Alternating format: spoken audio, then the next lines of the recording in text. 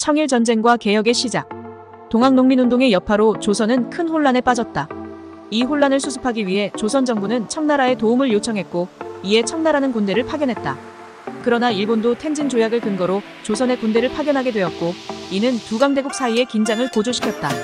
텐진 조약은 청나라와 일본이 조선의 군대를 파견할 때 상대방에게 통보를 해야 한다는 내용을 담고 있었다. 텐진 조약과 일본의 군사 파견. 청나라가 조선에 군대를 파견했소. 이는 텐진 조약을 위반한 것이오. 맞소. 우리도 즉시 군대를 파견하여 조선에서의 영향력을 강화해야 하오. 그렇소. 조선의 근대화를 위해서라도 우리는 개입해야 하오. 일본의 개혁 요구에 대한 조선 정부의 거부. 조선의 궁궐, 고종과 조선 고위 관리들이 일본의 개혁 요구에 대해 논의하고 있다.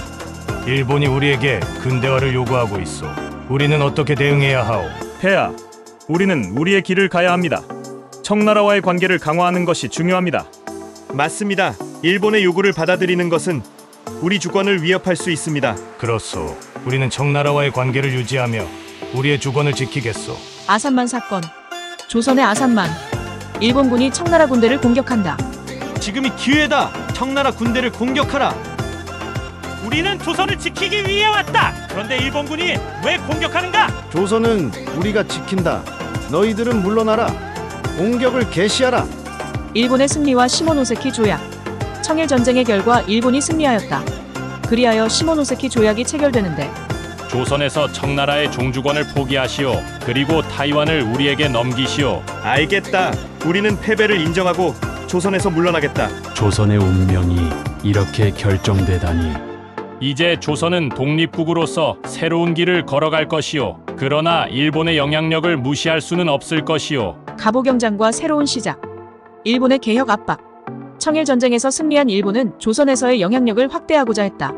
이는 단순한 지배를 넘어서 일본의 경제적, 군사적 이익을 극대화하기 위한 것이었다. 근대화를 통해 조선을 자신들의 경제적 종속국으로 만들고 군사적 거점으로 삼고자 했다. 궁궐에서의 논의. 고종이 일본의 압박 속에서 갑오경장을 추진한다. 고종은 개화파 인물들과 일본 고위 관료와 함께 갑오경장을 논의하며 개혁의 필요성을 강조한다. 일본이 우리에게 근대화를 강력히 요구하고 있어. 우리는 어떻게 대응해야 하오? 폐하, 일본의 압박을 무시할 수는 없습니다. 개혁을 통해 우리 스스로를 강화하는 것이 최선의 방책일 것입니다. 맞습니다. 신분제를 폐지하고 재정과 군사 제도를 개혁하여 국가를 근대화해야 합니다. 조선이 근대화를 이루지 못하면 국제사회에서 뒤처질 것입니다. 우리는 조선의 개혁을 지원할 준비가 되어 있습니다. 그렇다면 우리는 갑오경장을 통해 새로운 조선을 만들어 나가겠소. 일본의 지원을 받더라도 우리 스스로의 힘으로 국가를 개혁하겠소. 갑오경장의 결과. 백성들은 갑오경장의 결과로 변화를 체감하며 새로운 기대와 불안을 품는다. 이제 우리도 양반과 다르지 않소. 모두가 평등한 시대가 왔소. 맞소. 이제 경제도 발전하고 우리 아이들도 더 나은 교육을 받을 것이오.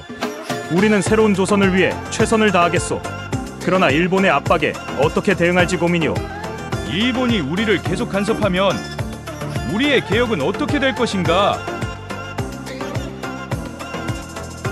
우리는 일본의 압박 속에서도 스스로를 지키고 개혁을 통해 새로운 조선을 만들어야 하오. 쉽지 않은 길이겠지만 우리는 해내야 하오. 일본의 불순한 의도와 개입이 있었지만 갑오경장을 통한 조선의 근대화 개혁이 시작되었다. 다음 편은 을미사변과 대한제국의 선포입니다.